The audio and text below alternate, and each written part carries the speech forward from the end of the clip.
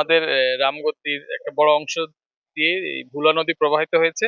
এই নদীটি আমরা গত বছর যে আমাদের দীর্ঘমেয়াদী বন্যা এবং পানি জলাবদ্ধতা ছিল, এটার জন্য আমরা এই নদীটাকে এবার বর্ষা মৌসুমের আগেই আমরা আমাদের জেলা প্রশাসক মহোদয়ের নির্দেশনা মোতাবেক এই নদীর থেকে আমরা যে পানি দ্রুত অপসারণের জন্য যেই প্রতিবন্ধকতাগুলো ছিল এগুলো আমরা চিহ্নিত করেছি ইতিমধ্যে আমাদের পানি উন্নয়ন বোর্ডের সহায়তায়।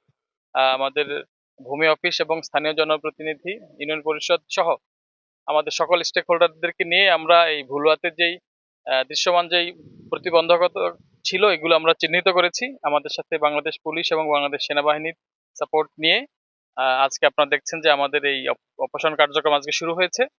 আমরা আশা করছি আমরা খুব দ্রুতই এই প্রতিবন্ধকতাগুলো আমরা অপসারণ করতে পারবো এবং এতে আমরা আশা করি পানির প্রবাহটা বাড়বে এবং জলাবদ্ধতার আশঙ্কাটা অনেকখানি কমে যাবে।